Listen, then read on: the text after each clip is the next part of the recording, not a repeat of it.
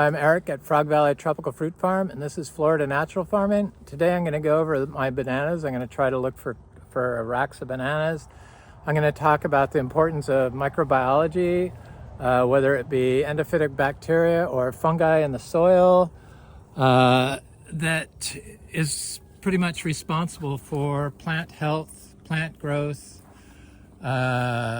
nutrients involved in your plant, the plant's ability to instill health-promoting bioactive compounds is the result of the microbiology, the amount of microbiology you have in your soils. So I read a couple of studies, I'll do links on those, and I'm out here right now with my little bull, Romy. This is our sole fertility of the farm. He's going to be 2 years old in early January. He started getting a little ornery, so I thought I would give him some attention. I think it was a lack of attention because his sister's getting all the attention. And he was always the baby, but he's getting quite cute. Romy. But he got ornery and was tossing his head around. That's like a really bad habit for a bull to get into, especially if it has horns. But he doesn't usually do that stuff to me. Anyway, we're buying a new farm because of the miniature zebus, because we're moving all our miniature zebus off site. But I've been applying daily inputs. It's basically a compost pile of coastal Bermuda hay. It's hay we use on the floor of our barn when we lock them in at night. They pee on it and they poop on it, and then I clean it out and I apply it, and I do it every day, and I spread it around the farm. There are rules against applying raw manure to food crops. You have to wait 120 days after its application before you can sell the food crops to public. Even though technically in perennial tree crops like we grow here, the tree cannot uptake the E. coli that they're so afraid of, so it just doesn't make any sense. They just apply rules to everyone because of a few bad actors, not a few, probably a lot of bad actors in farm feedlot operations that have confined animal feedlot operations and create huge cesspools of disease. So we don't do it like that. We grow it to a biodynamic farm standard, and we focus on soil health, and we've always known that the biology, the microbiology in the soil and in the plants, the endophytic bacteria and fungi in the plants, is beneficial metabolically for the plant, and it's also important for nutrient uptake and the overall health of the ecosystem. So in order to get a healthy microbiology in your soil, you have to have plant diversity. Lots of plant diversity. And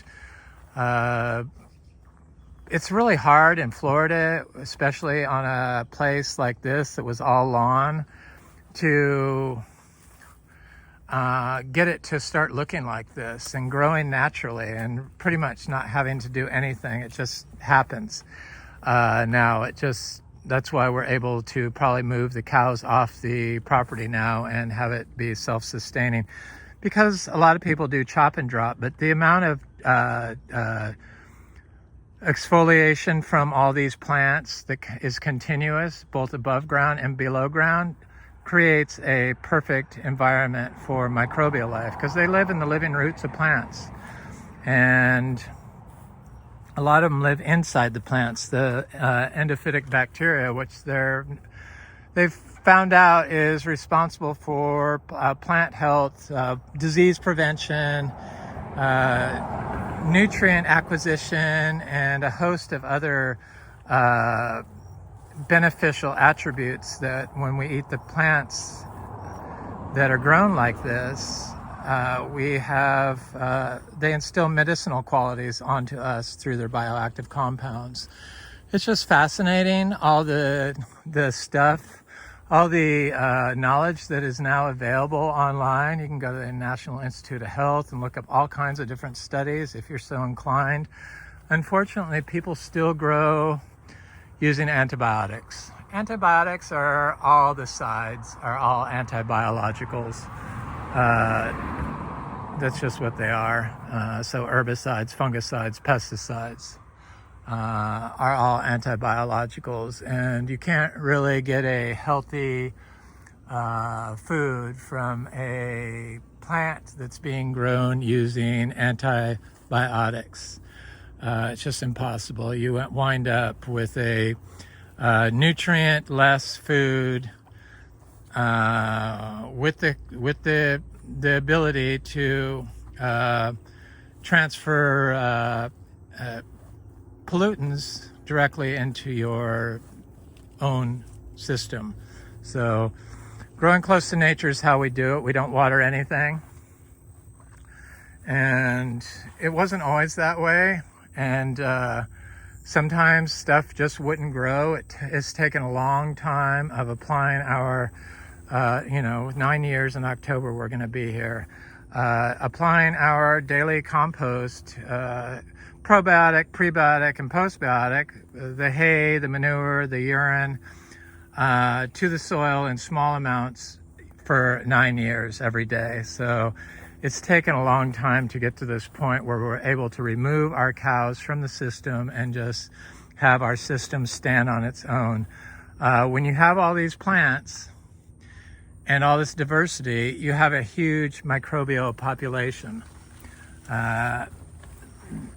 In the study I read, they said that machinery caused compaction hinders nutrient uptake in plants. It causes disease in plants due to the plants can't uptake nutrients because nutrients and water can't move through the system, and the soil gets acidified, which prevents the uptake of calcium, magnesium, and phosphorus, and zinc, and other nutrients, and allows for the uptake of aluminum and iron, which can be detrimental to your plant. So when you have a system that looks like this, you don't have to do a chop and drop. I do a little bit of chop and drop, but I don't like to look for work. This does this year round, but what's important is it does it below ground. So all the exudates below ground attract microbiology that is plant beneficial, and it buffers the pH of the soil. If you don't have a cover like this on your soil with a living root in the ground, and you're not managing your soil for soil health, and you're not even looking at soil compaction, chances are your soil is highly acidic, and it changes. It changes with abiotic stress or anthropogenic stress. So, or if you water your plants with water from Florida, it's usually low pH or high pH. I always get that backwards when I talk about it. So it gets more acidic.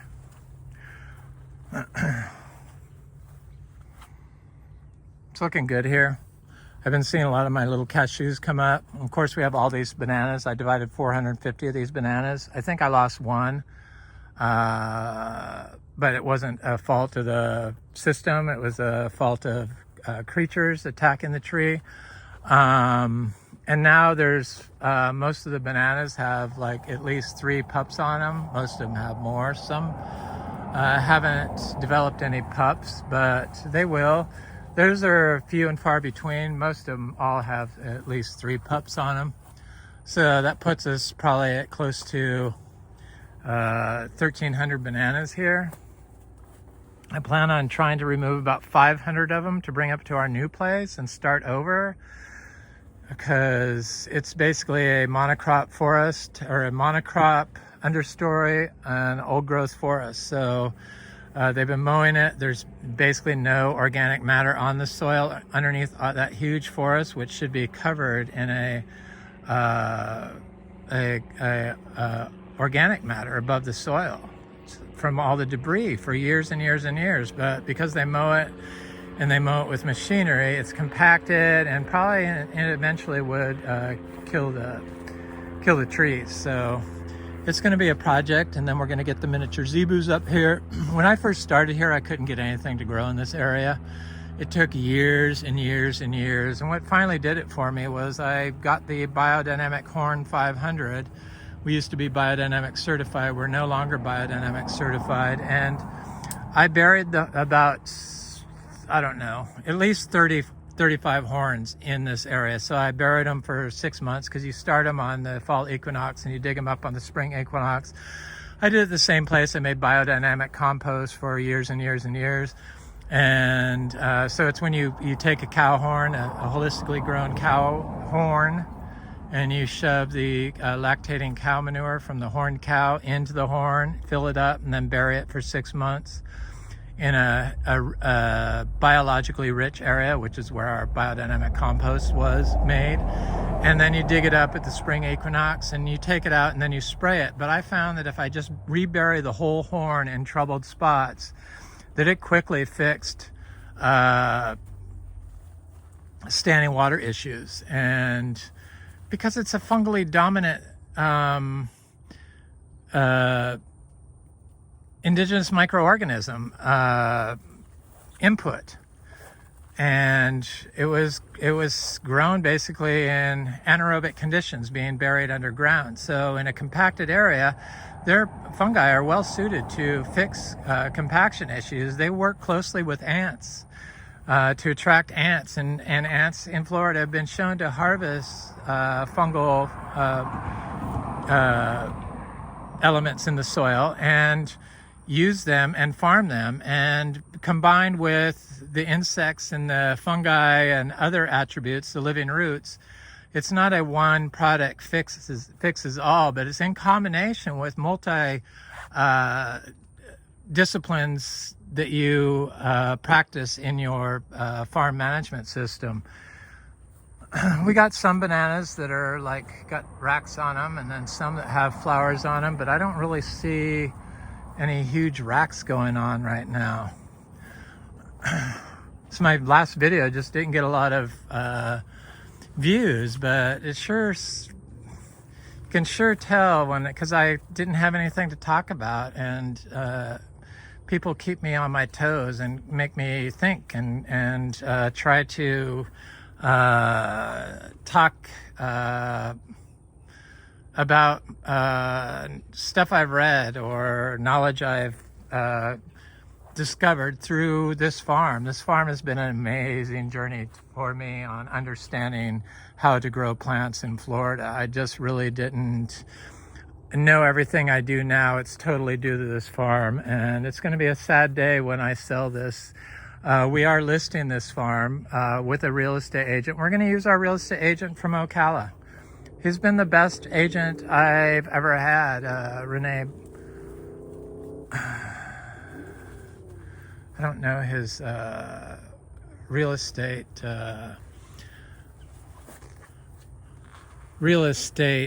office.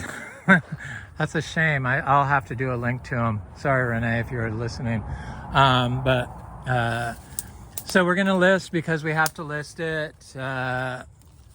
Not to sell. Well, we don't have to sell it, but we have to list it before we in order. Has to do with something about our loan, getting our loan financed. They don't want us using this as our primary residence, I guess. So he said he'd list it, and so we are listing. It's going to be over $2 million. With an agent next week. My friend Tim wants this, so if he can make it work, hopefully it will happen before anybody else tries to get it. And there's a lot of money to be made here. Just because I don't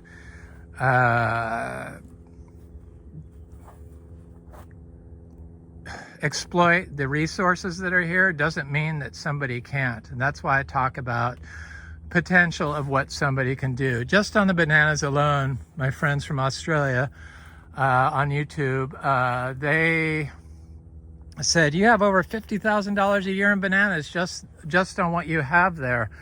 And that's kind of what I figured out too, because you could sell each banana for a significant amount. Banana pups. And these bananas, they grow really good. It wasn't always the case. I was talking about the burying the horn, and stuff actually started growing. This used to always freeze. We used to get frost here all the time, but I haven't seen a frost here in a few years. And I think it's because of all the carbon we have built up, all these pumps built up. And a lot of people just hate this kind of stuff, but this is our fertility. This is our endophytic biology is living in all these plants. And they've shown that the diversity in plants increases the fungal diversity in your soil. So that's kind of what you want. You want the diversity of plants. That's what is the driver of microbiology in the soil and in the plant. And compaction limits it. And using high nitrogen fertilizers limits your bioactive compounds in your medicinal plants. Well, a lot of these tropical fruit trees are all medicinal plants in indigenous communities. That's why I make fruit leaf tea out of the plants. I found that it really helped me when I had a histamine intolerance issues, and my doctor told me I was totally allergic to all these foods I'd never been allergic to before. When I went on vacation and ate some bad food that killed my gut microbiome, obviously, and I came home and started eating it again, all of a sudden I couldn't eat all these foods, and I'm like, there's no way I'm allergic to it. My friend Frank thankfully told me that you should drink some antihistamine tea.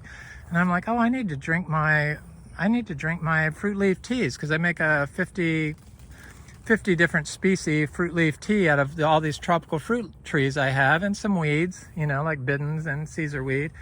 And I did that, and it went away within a day, because they've shown that phenolic compounds can alleviate histamine intolerance when they're consumed. So all the phenolic compounds in all these medicinal trees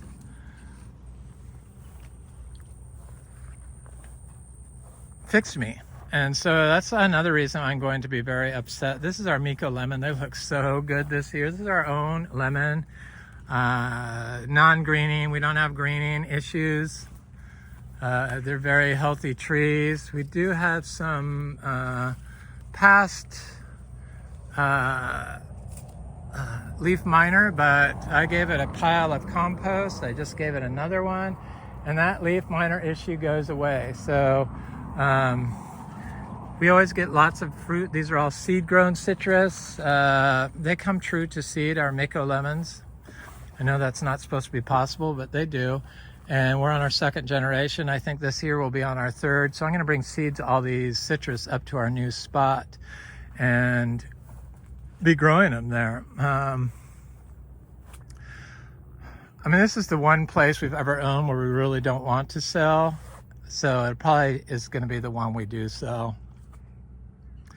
I just take it for granted, but I know that other people, they can see the beauty in it just like I do. And definitely all the fruit that you can get year-round is beneficial to anybody.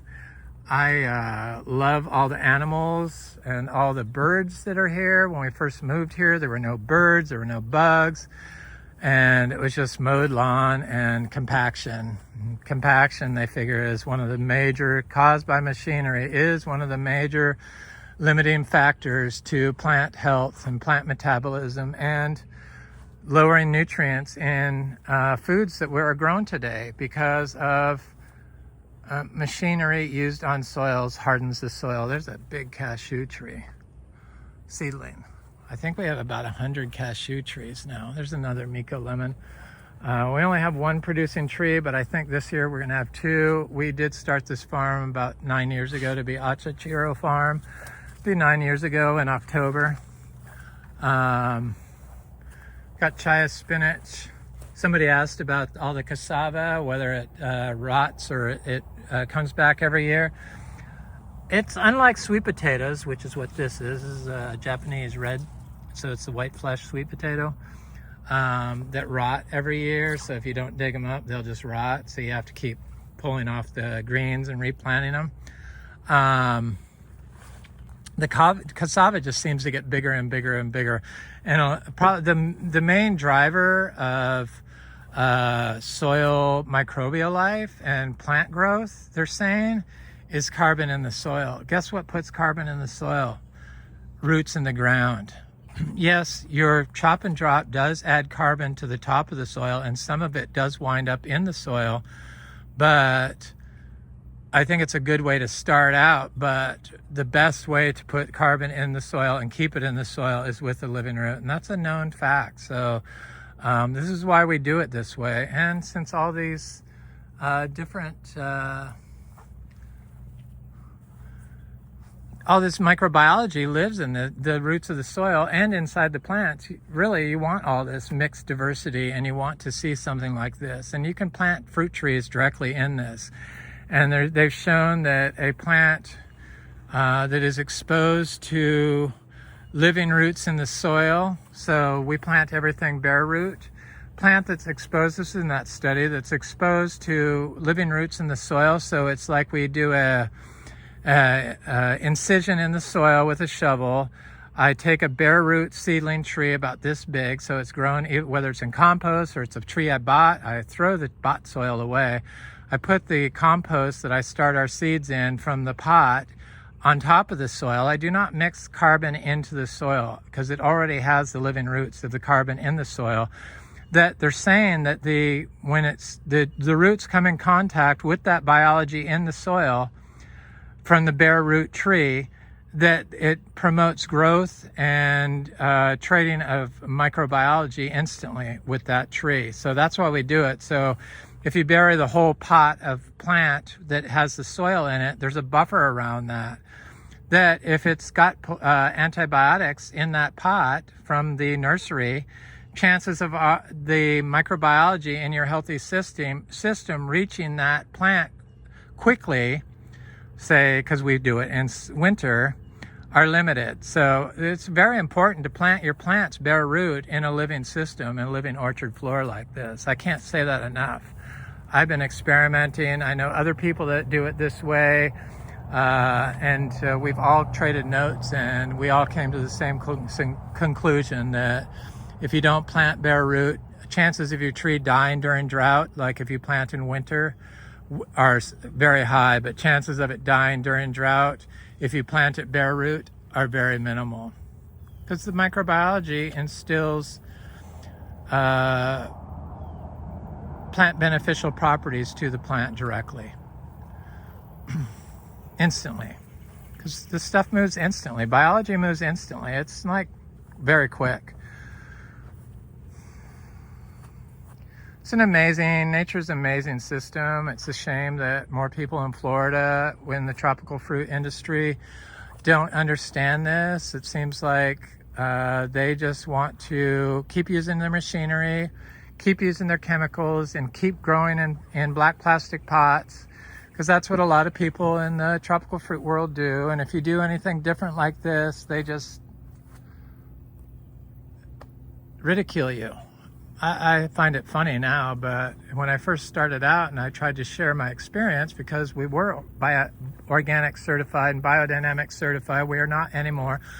But I wanted to share my experience because there was no information in Florida how to grow organically. And I just couldn't understand how this could be the most biodiverse spot in North America and everything could grow here except for what we planted in the ground. It's because of the way we were growing, the way we were managing our soils, and the way we were managing our trees from birth, from seed, sterilizing the seed. That's very bad for your plant. Never sterilize your seeds. Growing in a sterile potting medium, very bad for your plant. So grow in a healthy, active, biologically active compost, preferably one you make yourself on site, on the ground. I don't do thermophilic compost. I don't believe in it. I do not believe in any of the plastic they use in the Johnson-Su method, and I don't understand how you could have a healthy compost if it's not being made on the soil. So we don't touch our compost piles, and we can start seeds directly in it. But I can also start seeds directly in our rehydrated pure zebu manure. That's amazing stuff. Here's the Garcinia gardneriana. It's got a lot of little fruit on it, so it's got a couple more weeks. I am kind of expecting a big crop on our MB tree. It's going to be such a shame when I sell this property. I just, it's going to be a very sad day. That's why I'm hoping. I know I probably can't sell it on YouTube, but I just want somebody that hears this message and it has the ability to do so to step up, and hopefully they don't get the wrong advice and start over managing the system, which will severely limit its ability to function optimally and create nutrient rich food that only nature can do. Got lots of interesting trees here. I don't know, there's got to be more than 300 species. I just keep planting. I've kind of stopped buying seeds, but I for 9 years, I just kept buying and buying and buying. And for the last several years, I've just been pretty much buying seeds. Though I do buy a random plant because I like to test out people's plants, or sometimes you can't find seeds at a certain time of the year. So I will buy people's plants. I do like to test them out. Like my durian trees all came from non-seed sources. So they were started by nurseries. I found that the durian trees that came from Puerto Rico are very healthy compared to the ones, the nursery bought durians from Florida. They're also a lot cheaper. So we grow lots of stuff that you're not supposed to be able to grow here. Like, I had to check and see if my little boy Romeo is still there. He is. I'll be there in a minute. Like cacao, we fruit and grow seed-grown cacao. I'm on my second generation of seed-grown cacao, and we grow 5 different types, and we fruit it and we dry farm it. And a lot of institutes of higher education want to say they're trying to develop a cold-tolerant cacao. Well, it's not developing the cold-tolerant cacao. It's learning how to grow the damn fruit the correct way. And you're never going to get a cold-tolerant cacao if you don't focus on microbiology in the soil and soil health. It's impossible. Because your tree's ability to overcome abiotic stress is severely limited in a damaged soil. So that's my tropical fruit people. They don't even look at the soil. They look at the disease and then try to find a cure. And you're never going to do it unless you create a healthy habitat for your tree. And it starts from the time the tree is a seed. And then diversity is everything. Diversity is everything. A lot of this cassava I couldn't even get to grow in areas. That was due to compaction. I know my friend Carson says, I can't grow cassava in my area. That's because his soil's compacted. He lives in a city lot and his soil's compacted, and I couldn't do it in the area in the front where I first started showing you. But now everywhere I put it in, it grows. And when I first came here, bananas they didn't grow very fast, but that was due to compaction. Limited nutrients available and limited microbiology in the soil, and we were dry farming. So it was like a perfect storm for stunted plants. I didn't realize all of our problems here stem from compaction. But pollutants used to grow food create problems also, because most of the industrial fertilizers, or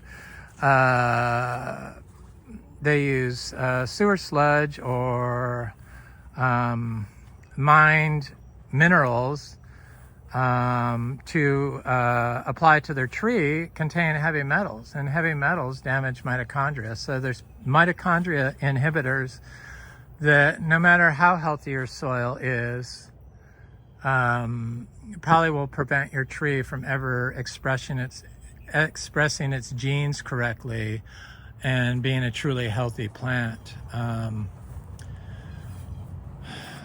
It's all about soil health. That's what it comes down to. So if you're applying the amount of animal manures like we did, it was worked out to about 50 pounds of nitrogen per acre per year. But the state, they wanted to monitor our nutrient usage here because of the Indian River Lagoon being so polluted, which is caused by septic systems, not by our little miniature zebus that at the rate of 50 pounds a year of nitrogen. So they wanted me to get a soil test to make sure we weren't over applying nutrients. And then I get the soil test back and they told me to apply 150 pounds more of nitrogen per acre. But they've shown that over applying of nitrogen limits your plants' health beneficial metabolites or bioactive compounds. So they have less health benefits than a low nitrogen. And that doesn't mean that your tree is getting less nitrogen. I think it has to do with the source of the nitrogen. So they don't even look at how much nitrogen this system provides to a plant. So when they tell me I need to apply 150 pounds more nitrogen on top of my 50 pounds I'm already applying, they don't even look at all of this. And this is a huge amount of nitrogen fixation going on. All plants have the ability to fix nitrogen. And if it looks like this, guaranteed it's going on. I mean, this is healthy. And pretty much anything you plant in here will grow. When you have a monocrop or install, which you get from like a man-introduced control, like 10 different plants,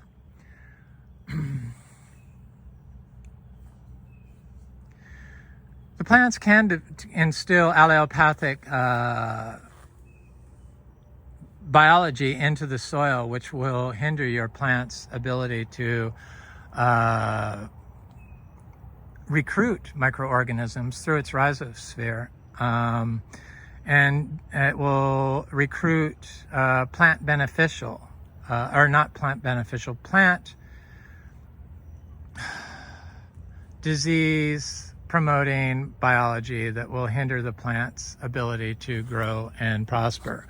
So you need to have the diversity, and you get the diversity by allowing nature to put some of this stuff in there. That's what's wrong with our agricultural systems, and they keep trying to figure out why the plants are losing so much nutrients. And then they say, oh, well, we're going to apply zinc and magnesium and potassium and blah, blah, blah. But the microbiology from the diversity of the plants in your system enable the nutrients to become available to the plant. So you need the microbiology to get the nutrients that are already there. If all these plants are there, the nutrients are there. You just need the microbiology. And if the plants are there, the microbiology is probably there. If you're growing naturally, if you're like feeding your system fertilizers and stuff, the biology is probably not there, and you probably have to keep adding nutrients. So we don't have to, thank God. But it's a shame they don't look at the biological system on these places of higher education, especially here in Florida, because everyone looks to them for guidance, and their guidance is outdated. So it's just really sad. There's the Garcinia dulces. These little cacao are looking good. There's a little cacao here. This is the Garcinia dulces, looks great. I have one over here, a Garcinia, but where is it?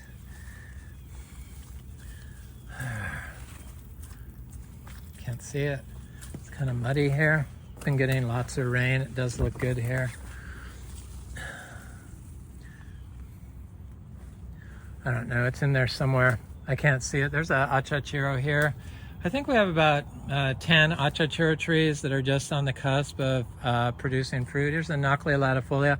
I had one in full sun that's probably going to produce fruit before this completely shade-grown Nochlea latifolia produces. But it seems to be crawling its way towards the sun, so I imagine it's going to be just fine and eventually produce fruit. But definitely the Nochlea latifolia, that's the one that is like an African, it's the African peach, so it's like It's like a giant strawberry. So why is it called the African peach? I have no idea, but looks like a really good fruit. And since we grow them as close to nature as possible, the bioactive compounds are going to be in the food, and the nutrients are going to be in the food, and the microbiology is going to be providing that.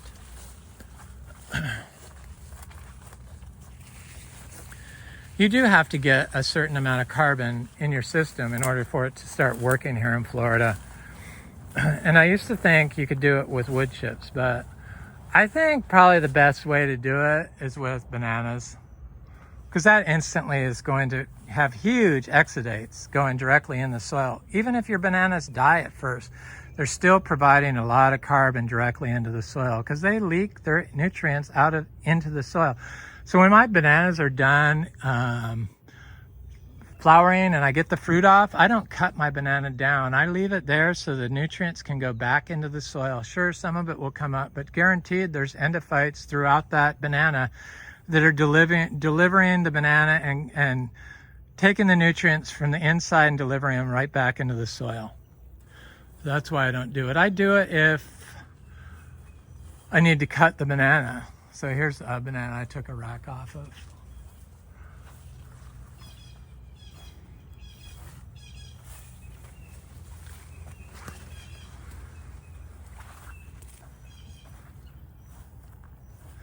This Garcinia intermedia is getting so big. It's looking so great. They look so healthy. Garcinias are so easy to grow here, even Mangostana.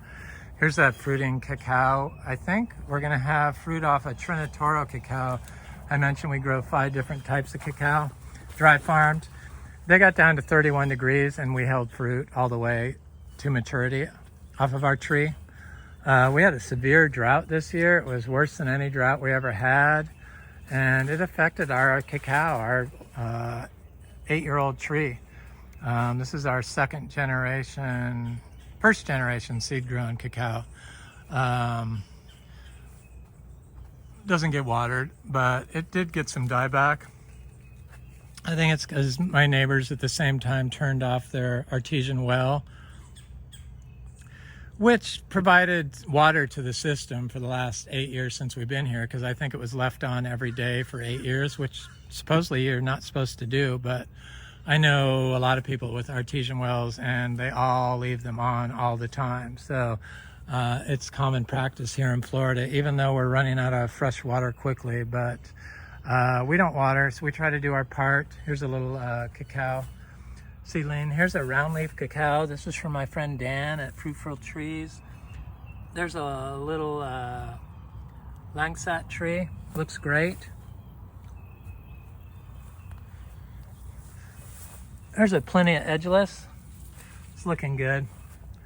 No need for water. They do want shade. That's another reason why we plant the bananas everywhere. So my first thing I'm going to plant at our new place, because of the compaction of the soil, is going to be the bananas, to try to get the biology and the carbon to try to start fixing the compaction that's gone on under this forest. This was the same way. This was all compacted lawn, and I didn't know that that's where our issues were from, why stuff just wouldn't grow and it just sat there.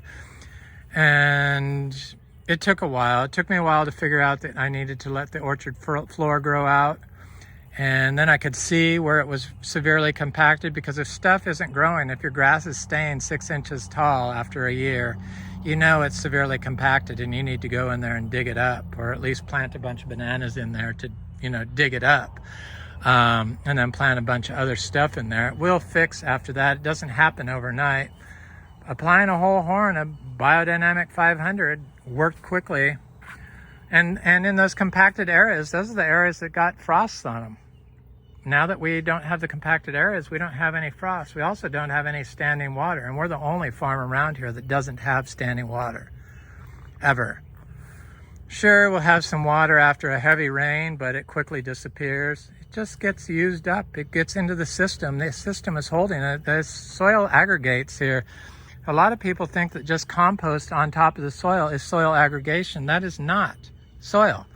That is compost, active compost usually, from the looks of it. Every time I see somebody pick up a handful of it, that's active compost. Yeah, that's good to start seeds in. It's good to grow annuals in. But is it the perfect soil medium for the soil? Maybe on top of the soil with some of this, but this makes that too. This definitely makes soil aggregation. It's just, that's what it does. It totally aggregates the soil. And this is what it looks like. This was all white sand, and now it's deep aggregated soil. You can see the soil aggregates. And it was just white sand, and that's without any chop and drop. That's what you want it to look like. When you see soil aggregation, you know its water holding capacity is quite high. And when it dries out, it gets even more aggregated. It's amazing. It's an amazing system. And it was all white sand when we moved here. So don't think that this was any different than your yard. This was dusty white sand everywhere. And now it's pretty much black humus, which is something you supposedly couldn't do on sand, but that's because of the way we're managing our soils. I got this petali tree also from my friend Dan, seed-grown petali. I need to plant it. Looks really good. I have these cacao. I have some people coming by and they wanted cacao pods, but I don't sell trees. That's another thing. You could sell all these little seedlings that I pretty much direct sow all the seeds in the ground of all the Garcinias, but somebody could start them in pots and sell them. I mean, there's so much money that could be made here. Even on the heliconia, you could make a fortune. On the gingers, you could make a fortune just selling plants. And the cassava cuttings, you could definitely make a lot of money on. The cassava root, you could make some money on. I don't know how much, but you definitely could sell it. We grow about 4 different types of cassava. Here's an achachiro tree. Here's some little ilama trees for my friend Frank I need to plant. Citrus is really looking good. This is a blood orange tree. We grow like 13 different types of seed-grown citrus. I'm positive this is a blood orange, but I have some of the seeds I bought from, mostly it's from fruit I bought from California, from organic source fruit. But I did buy some seeds here from Florida, and some of them were supposed to be kumquats. They turned out to be limes, but that's okay. It's the way it goes with plants. A lot of the plants that you buy, a lot of our Garcinias we bought originally 9-10 years ago ended up being something other than what I bought. So, in fact, all of them but 2, I believe. It's crazy. Here's the achachura tree. Stuff's looking good. Stuff looks really good here. It's really important to add a lot of plants. It's really important to let nature put plants in your system. It's very important to let your lawn grow out, and that way you're able to see just how compacted your soil is. And depending on what grows in there, you know whether or not you have enough nitrogen or nitrogen fixing bacteria. The application of manures, especially holistically grown zebu manure like we have, applies nitrogen fixing bacteria, so it's a postbiotic directly to the soil. So that's why we do it. I found that cow manure is the single best input there is, better than any compost somebody could make. I know that goes against a lot of people's egos, but what nature provides is the best thing, whether you think so or not. They always want to develop something and market it and say it's the best thing, blah, blah, blah. But a holistically grown zebu manure is the best input I've ever found. And I can start tropical fruit tree cuttings directly in it, and I can start tropical fruit tree seeds in it. And I couldn't see any difference between the compost and the pure rehydrated miniature zebu manure as far as seed growth. Some seeds you just can't grow in compost, like mangoes. You got to start them. You could start them on compost, but you need to move them to soil. They just develop fungal issues quickly. And I don't know if that's because all the trees came from a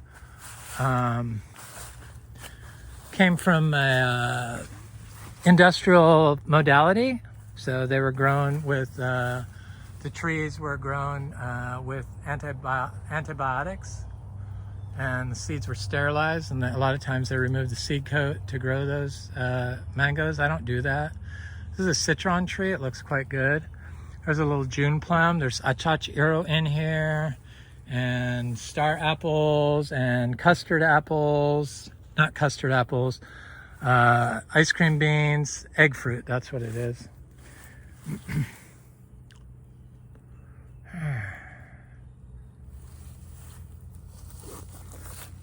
Here's my little Alva star apple. I know I keep looking at it, but I just don't want the creatures to get it. It's supposed to be the best star apple. It's a gold star apple. Alva and DPI gold, which we also have. So, I mean, it's just a shame that I'm selling this because I haven't tasted all these specialized fruits.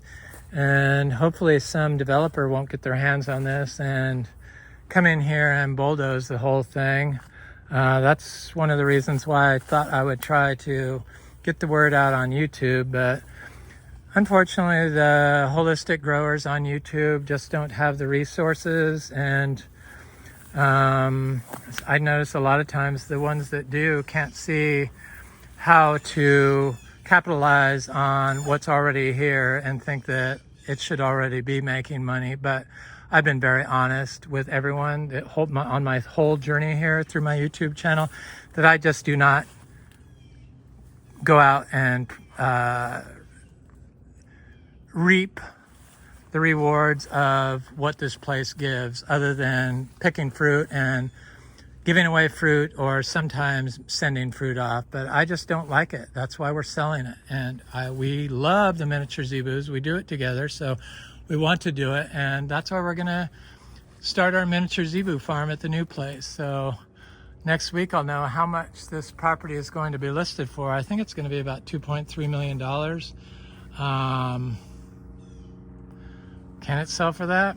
I don't know. Probably. I don't know though. We're just not ready. We wanted to paint the inside. We got to get the furniture moved out of there. That's another thing. I have boxes because we're getting ready to move. I have boxes. I have furniture everywhere because we moved 2 houses into one. And we know we're getting ready to move, so we're taking stuff down, and we have to have it staged. Want to do some touch-up paint, stuff like that. So it's just not really ready for prime time, but we have to do it because of the type of loan we're getting. They don't want us to use this as our primary residence, so we have to at least attempt to show that we're selling it. So that's what we have to do. Don't have to sell it, but we're going to sell it. I want somebody here that either has a big family and a lot of friends that could utilize all this stuff, or somebody that can really come in here and continue on and capitalize on all the work that I did here. So all the collecting I did, all the methods I did to figure out how to do this naturally, because it was a journey, and I know I'm not the only one that does this. So but it's my way, and that's what I wanted to share. So I'm not taking credit for it. It's been done indigenously for thousands of years, just that we forgot our way. Here's a little cacao tree. It's looking good. It popped up. I have a Luke's Garcinia right over here, and there's other Garcinias in here. Lots of poison oak. It seems to be limiting because I've been putting bananas in here to try to shade it out more. But here's a little Garcinia of some sort. And I know there's another one around here somewhere. I can't see it. I need to plant those last Garcinias in the ground that I have purchased recently, all the really good ones. Just a really amazing spot. I know I have a little Aki in here somewhere.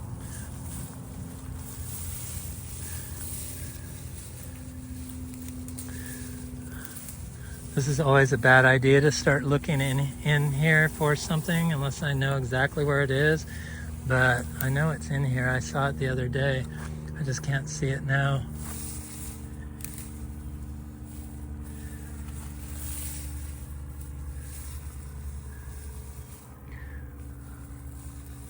I was hoping to see it, but it's just too much. That's the problem with growing like this. Unless it's marked, you're not ever going to be able to see it. This is a little dwarf coconut that my friend Tim gave me. The guy that wants to buy this place. Hopefully he's going to be the one. He'd be the right person to do it. He didn't watch my YouTube videos to find out I wanted to sell, so he's outside of here. Here's a little mango seedling. The trees do pop up out of the grass, so if that scares you, don't let it. All my little citrus and stuff were this big when I planted them. It's just confusing to people because they think that the weeds compete, which they don't in a system like this. Not with the higher plants. Yeah, they can smother it, but they usually don't even do that. They will lean on it and it might bend over, but it'll grow up through them. Stuff grows very fast here now. Was not always the case because we built up the microbial populations, which built up the fertility of the soil through the application of our prebiotic, probiotic, and postbiotic. I love guanabana, and I think this year this tree should produce fruit. It fruited for the first time this year. You know, we're way north for a lot of these ultra tropicals like this, and I was just happy to get fruit off of it for the first time this year. But it has a lot of flowers on it, and it's been flowering. But I can't see. I see flowers up here. I see more little flowers. I see flowers all over it. So I'm sure that we're gonna get fruit on it. This is the first time it's flowered so well. I mean, it's just, I look up it and I see lots of flowers on it. I'm very happy. We have about 270 grafted mango trees, all top tier. Well, there's a couple that aren't top tier, like Lancettia. We have one tree of that. I think we have 5 coggshall trees. Some people like coggshall. I'm not a fan of it.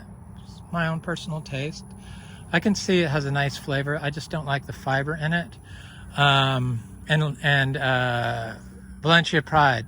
Sometimes it can be like wannabe a top tier mango, but it's just, I think it's a mediocre mango. But I've also said that about Floragon, and this year I felt Floragon actually tasted like a top tier mango. So anyway, that's it. I'm Eric at Frog Valley Tropical Fruit Farm. I got one of those iPhone 16 Pros, so I wonder if this video will be better. I guess I forgot to put it on high density, blah, blah, blah. It's so hard getting old and having to remember everything.